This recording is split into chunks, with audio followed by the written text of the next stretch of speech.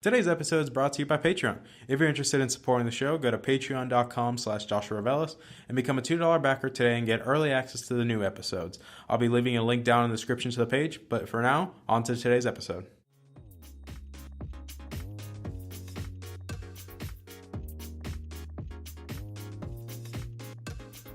You're listening to the Augmented Experience podcast. My name is Joshua Ravelis.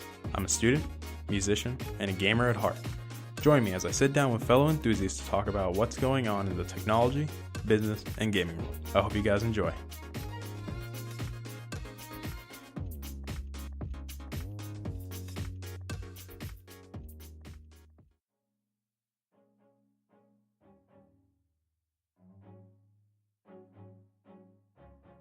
All right, everybody. Welcome back to the show. My name is Joshua Ravelis. I am your host as usual.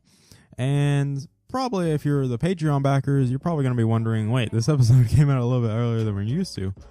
And yeah, due to some things that are going to happen on Tuesday, I'm recording this episode a little bit earlier. Obviously, if you're not a Patreon backer, I would always recommend that you go become a Patreon backer to, well, not only support the show, but so you can get the episodes early. If you're actually interested, you can get the episodes early through the Patreon stuff. But I've already have the Patreon intro, so we're not going to go into the Patreon stuff. But today's episode is a little bit unique because my original plan was to have a guest on, but due to some equipment issues that he's been having, that's not possible anymore. So this time I'm doing the episode alone again, sadly. But I'll make it up to you guys because we are going to have a guest soon. In theory, we have about 2-3 guests lined up, but we'll go more into that later when the time comes. But anyways, so today's episode, like I had alluded to last time, the episode is going to be over NASA and SpaceX. And this is one that a lot of people have been asking me about recently in my DMs that I've been getting a lot of messages about was why haven't you talked about NASA or SpaceX at all? Which it is true. I have a lot of friends, and I even remember my time in high school. Well, I sound old already. But during my time in high school, we watched a lot of the SpaceX rocket launches and tests that they did. And, I've been keeping up with what they have. And obviously, in my opinion, I still stand by it, that SpaceX is probably the most successful company that Elon has going for him right now. Pretty much. I think in terms of comparing at least Tesla and SpaceX, yes, SpaceX so far is being more, I'd say, successful in what they're accomplishing, especially given what Elon wants to do and, get us to Mars and stuff like that. But this article, we're going to be going over 2 articles specifically, and it's mainly going over the whole idea behind it. Because when people think of NASA, obviously they think of everything we've done since the space race, essentially. That's when most people, when they think of NASA, they tend to jump to that era, or obviously the really sweet merch that they have. But you get the point. It tends to go in that direction because, yeah, some people consider that the overall greatest thing that we have done in terms of going to space was, yes, that we put a man on the moon. Overall, I think that's one of the biggest things we've done so far. And then obviously, it's transcend into other things. We have the International Space Station and many other things that have come. The number of satellites we already have in orbit, but you get the picture. And we're going to be going over these 2 articles because there's 4 ideas that are in these articles that I think we can really pull out of them that's really important to understand. And I want to go over them one by one because each of these articles will do something unique. So I want to go over the first one from Nautilus. Hey, I actually got it right this time. And this article, I mainly want to go over the first 4 paragraphs because it overall lays out the idea that, mainly a good amount of the ideas we have in this article. And I'm just going to go over it. So it talks about NASA aims is filled with the exotic technologies of a future that didn't quite come to pass. Ancient computers still operate equipment in the machine shop. A discommissioned nuclear missile sits in a parking lot, and the twin of the International Space Station sits out in open air under a tarp. Originally dedicated to the Sunnyvale Naval Air Station in 1933. Yeah, if you kind of don't realize what that is, then you'll figure it out soon. The site was to serve as a home base for the Navy For the Navy dirigible, I know I'm butchering that so bad. The USS Macon, which crashed in 1935. The Aeronautical Laboratory was founded in 1939, and in 1958 became part of a newly formed National Aeronautics and Space Administration, or NASA. There you go. In its earliest days, Ames broke new ground in aerodynamic and high-speed flight. Today it is still an active participant in various NASA missions, including leading the Kepler Space Telescope mission and partnering on the Mars Curiosity rover. I came to Ames as a part of creatively motivated examination of the felt experience of deep time and deep space. In conjunction with the LACMA Arts plus Tech Lab, how does one make art, let alone make sense, out of human experience of the cosmos? As I visited Ames, along with SpaceX, JPL, and CERN, I began to reconsider our contemporary relationship to space. Without fail, someone would always lament that we have never regained the promise and excitement of the early space era, epitomized by the moon landing. The Ames campus itself embodies the sentiment in its architecture. Some structures are perfectly preserved and others are varying in degrees of despair. As I take a look at this campus, I couldn't help but think this used to be the future. Going into the next article, which the next article is mainly, I like how it's more structured due to the fact that it actually goes over an astronaut talking about various questions. They lay it out, and the article is called Beyond Voyager, and I'm going to put a link to both these articles in the description so you guys can get a look at it. So we're going to go over a little bit of the background, what they gave for the person talking. So it says 40 years ago this coming Tuesday, a car-sized piece of equipment launched from Cape Canaveral in Florida. 35 years later, it became the first and only man-made object to enter interstellar space. Along the way, the Voyager probes, there were two, in parentheses, made headlines for flybys, of Jupiter, Saturn, and Titan. Fran Bagenel was a student when the Voyager probes launched and wrote her doctoral thesis on data the probes collected around Jupiter. The professor of astrophysical and planetary science at the University of Colorado at Boulder, and the former chair of NASA's Outer Planet Assignment Group, has also worked on the Galileo, Deep Space One, New Horizons, and Juno missions. Nautilus caught up with Bagenel to discuss the legacy of the Voyager and the future of manned and unmanned exploration of space. So going in, obviously, it's giving a little bit more context of who we're talking about, and I kind of like how, like I said, I like how this article is laid out due to the fact that it goes over different questions. And the first question we want to go over is the question of morality, because obviously, yes, that's a very big thing. Especially when you keep up with SpaceX and, especially the history of NASA. Yeah, preferably when we started out the space race, or not even the space race, I'd say during the time that NASA, before even SpaceX was around, yeah, people always liked putting people in space. And nowadays we're like, well, we can have a robot do it. And especially when we look at SpaceX specifically, you see how that's becoming more of a reality given what Elon's able to accomplish with SpaceX and what we've seen them do, essentially. And it's very incredible stuff. But this kind of brings in the morality of the point of, the questions behind it. And if you look at one of the questions, it asks, what will the future? Yeah, here we go. What will the future of space probes look like? And Bagnell responds by saying, spacecraft are getting smaller and lighter, so they need less propulsion. Their instruments are getting much more efficient, so they need less power. Communication is a harder problem because you need to send information over large distances.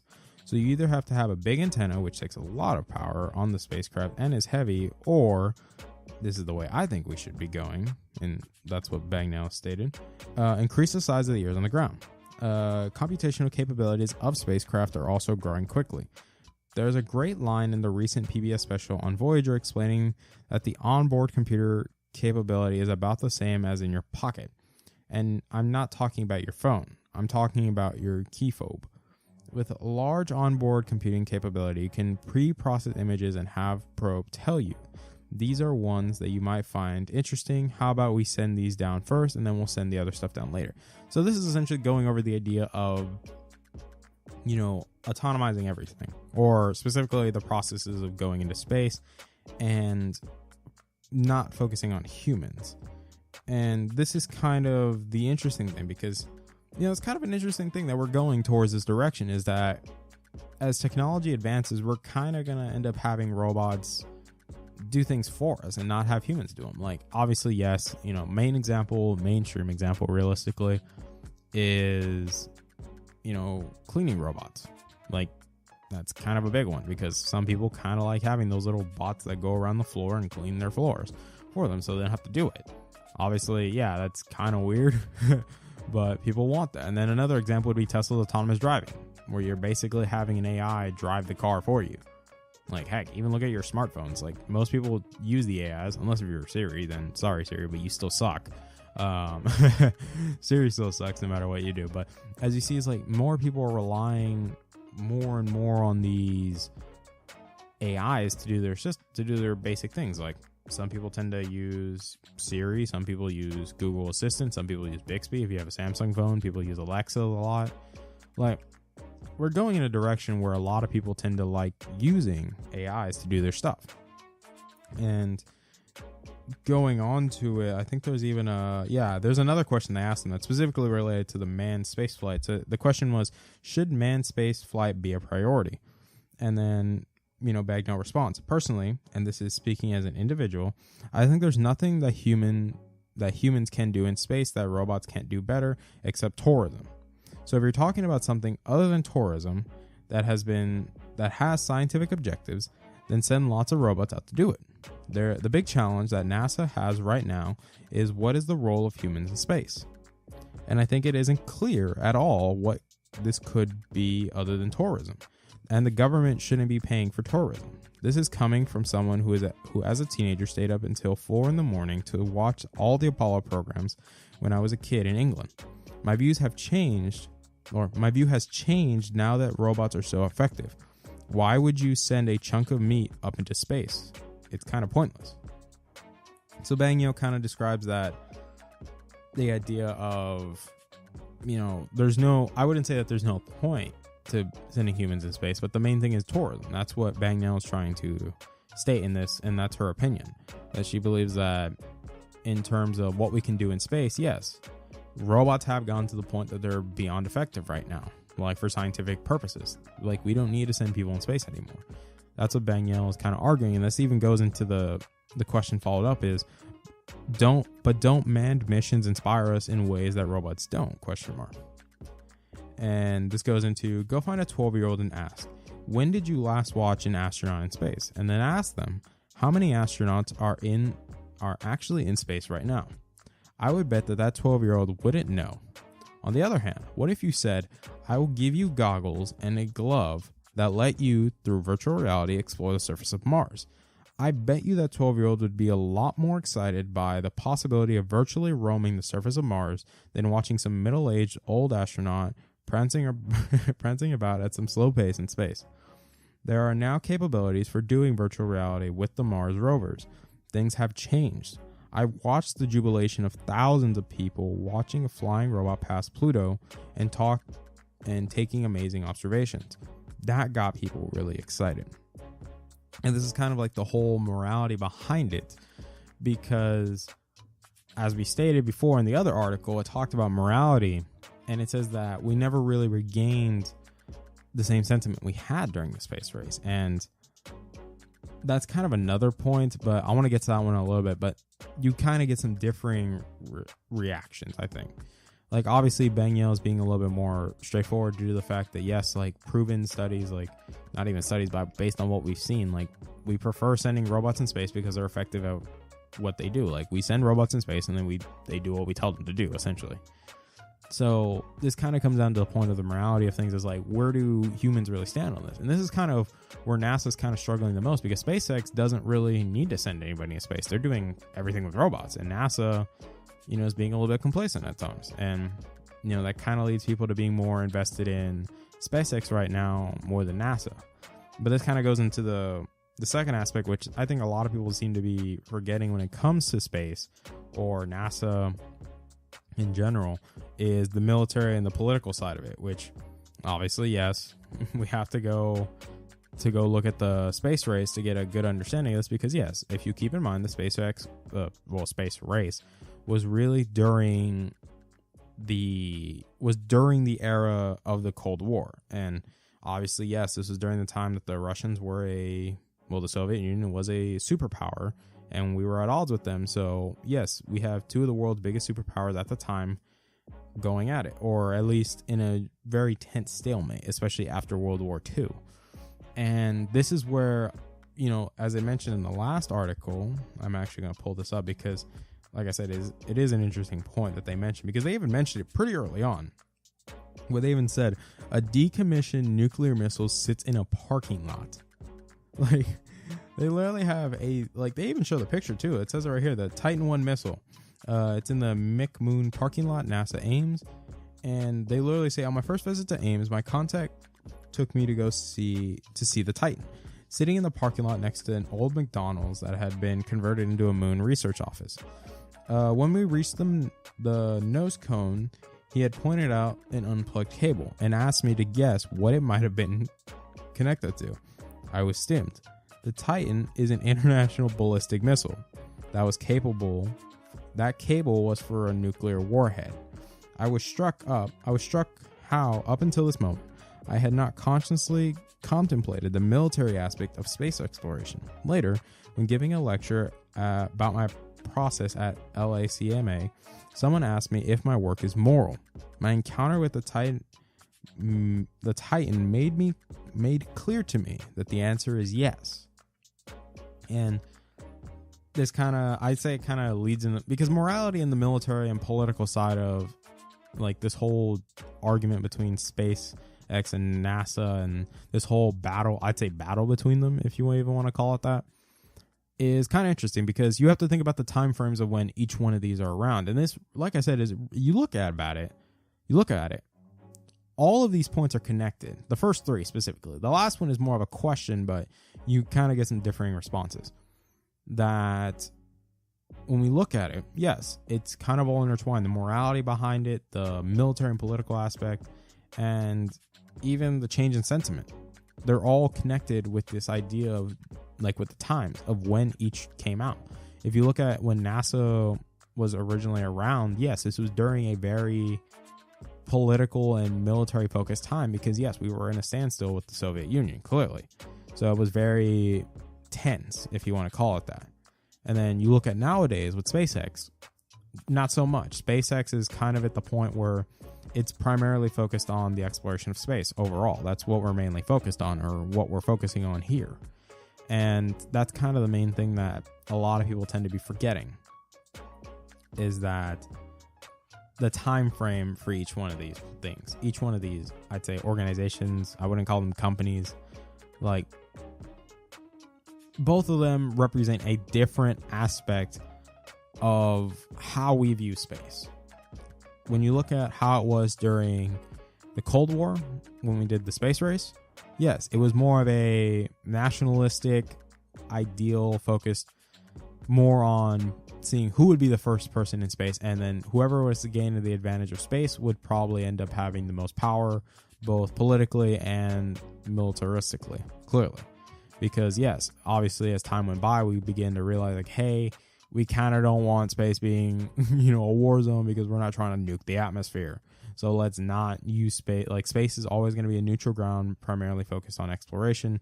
And as time went by, we started to, I'd say, transition in that area where we're kind of focusing on the exploration of space. Nowadays it is. That's what we're primarily focused on, is exploring space and seeing this vast universe that we have in front of us. And obviously, yes, that's what SpaceX is primarily focused on, because obviously Elon wants to explore the stars. Elon wants to colonize Mars. And that's another point we'll go into, but you get the point. Is the sentiment has changed. But that's kind of why in this article, the first article from Nautilus from Rachel B. Susanman, where it talked about this used to be the future, where it talks about the NASA's Ames research facility.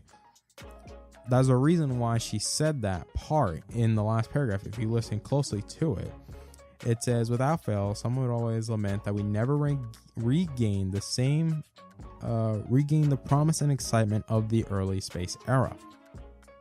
And if you look at it, yeah, like back in the day, everybody was always focused on what was going on with the space race. Like it was a very, like I said, it was a very nationalistic fueled system, if you want to call it that. It was primarily driven by nationalism, and it was like I said, everybody was invested because it brought pride to the nations.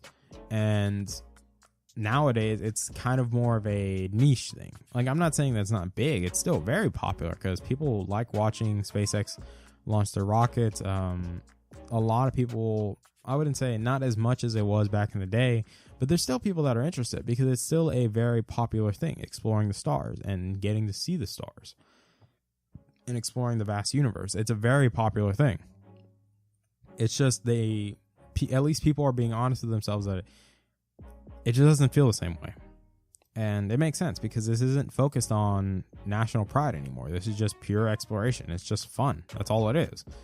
And this is I'd say this is where the thing that people, besides like the whole funding and everything, because like I said, the funding with everything is different, clearly, because back in the day, NASA was funded by the government. It still is. It's a government organization.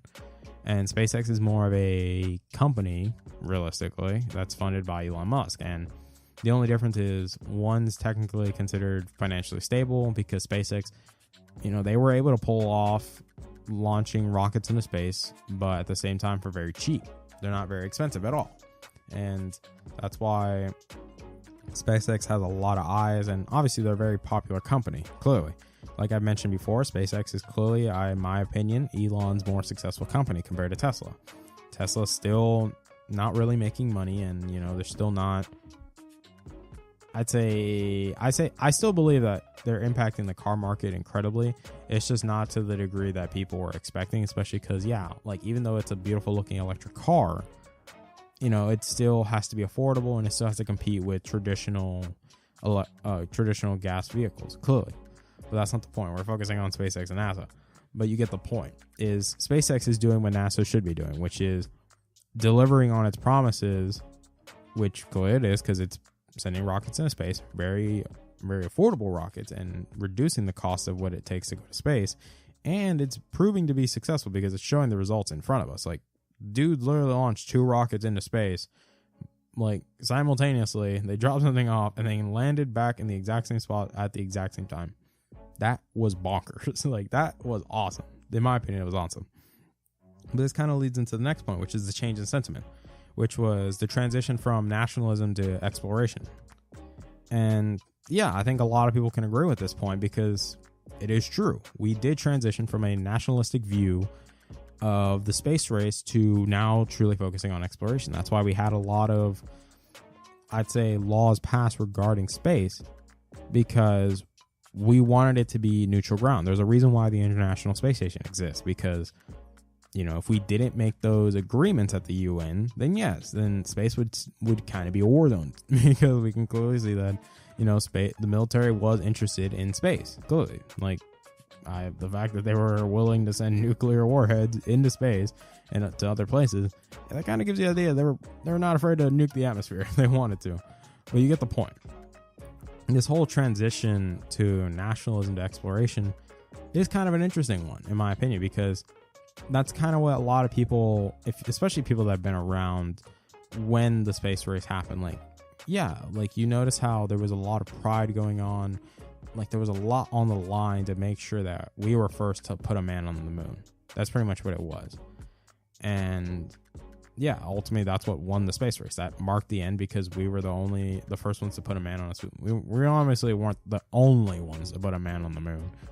but we were the first to do it, and that's what set the precedent, and that's what, you know, led us to winning the space race and led to a golden age of technology, because technology began to grow at a rapid rate. But you get the point, is that nowadays space is more of just exploration. And that's what kind of led to the whole idea of people wanting to explore Mars and, you know, colonizing Mars and living on other planets and building, like, you know, an elevator to space and things like that. It's all about exploring the planet, or planets, really. We're more focused on exploring the universe is what we're focused on now. And I agree. I kind of like the idea of it because it's really cool. Like, if you really think about it, yeah, it's really mind-boggling to get to see this wonderful universe that we have in front of us. Like, obviously, we haven't been able to explore all of it, but from what we've been able to see, it's incredible. It's beautiful. But that's kind of the whole point, is that SpaceX is more focused on the exploration, while NASA was kind of more focused on, I'd say, the national side of it. Obviously, I do agree that it has changed. I don't think that NASA is staying in the same place, but, you know, the fact that, you know, NASA still hasn't figured out how to make, you know, sending rockets into space cheaper, but SpaceX has figured it out, you know, that's kind of a big deal, especially because, like I said, SpaceX hasn't been around as long as NASA, and yet they're doing what NASA hasn't been able to pull off yet, even though NASA has years of experience, like many more years of experience ahead of them than SpaceX. But you get the point. And this kind of leads into the final point that's a little bit more interesting, which is the whole debate on Mars.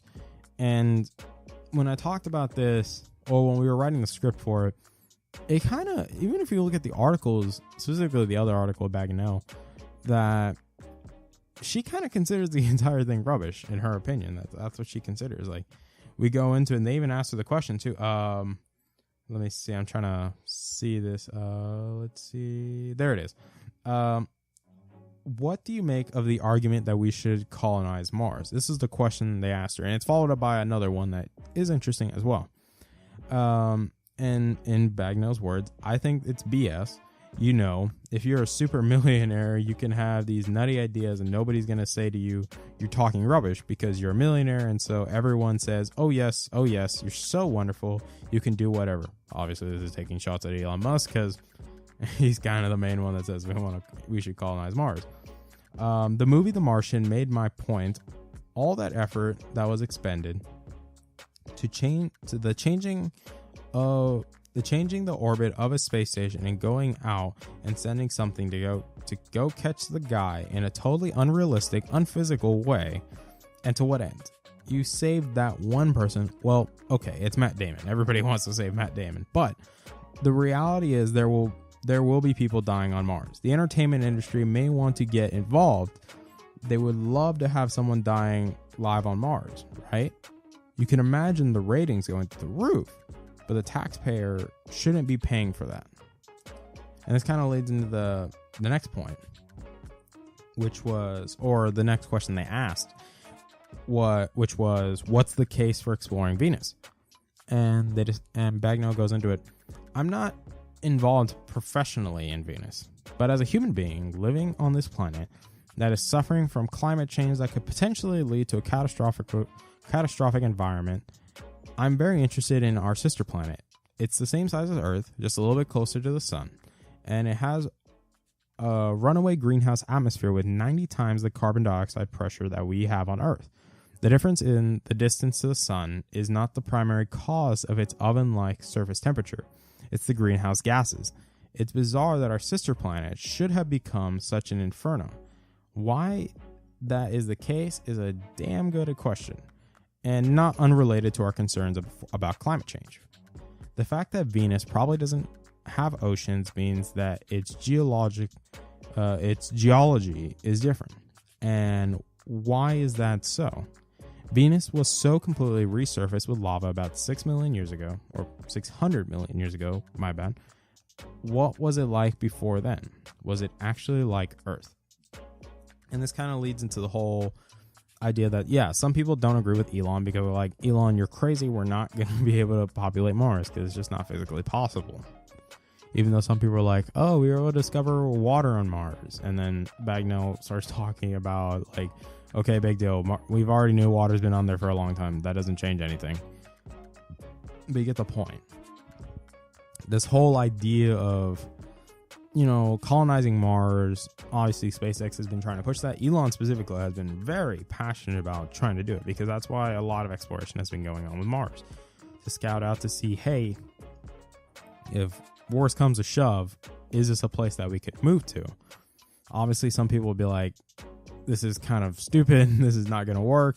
And some people will be like, hey, this is a great idea. Obviously, I don't know. Personally, I don't know where I stand on it. I kind of like the idea of it, but I also see that there would definitely have to be years and years on research to figure out how this is going to work, because this is a very, very touchy thing that we still have to figure out what's going to happen, essentially. We still have no idea. But I think in terms of the whole idea with SpaceX and NASA, there's many factors that go into this. That's why I said that this episode may be titled NASA versus SpaceX, but it's mainly going over the differences between the two, because I don't think NASA's going away anytime soon, realistically. I think SpaceX will continue to prove, and I think maybe, who knows, NASA might end up partnering with SpaceX and, see where we go from there. But I think that it is interesting when you look at the history of the two and you see how a very interesting transition period, because like I said, they're both representatives of their time period. One was primarily created and founded on the idea of nationalism and having pride in going into space and using it for other reasons, while the other was realistically more focused on exploring space. That's all SpaceX really is, just exploring and putting stuff in space for a lot cheaper. That's pretty much what we're doing. But I really hope you guys enjoy this episode. Obviously, yes, I know it kind of sucks because I didn't have the guest. And yeah, I wanted to have the guest, to be honest. I really wish I did, but it's all right. He felt really bad because he wanted to come on, but told him it's all right.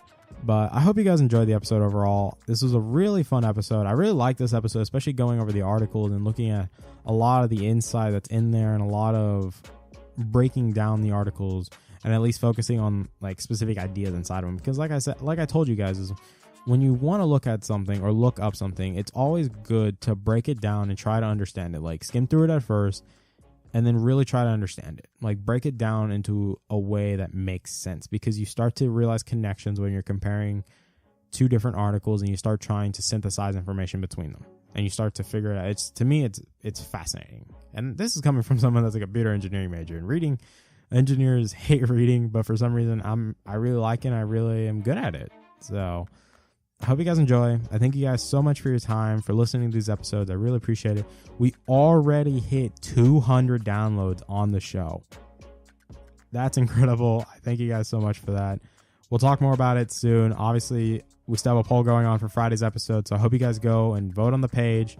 Keep voting, and yeah, we'll see what comes out on top. So I hope you guys enjoy. Thank you guys so much for your time. I love you guys to death. You guys have a wonderful day, and I'll see you guys on Friday. Peace out, guys. Bye.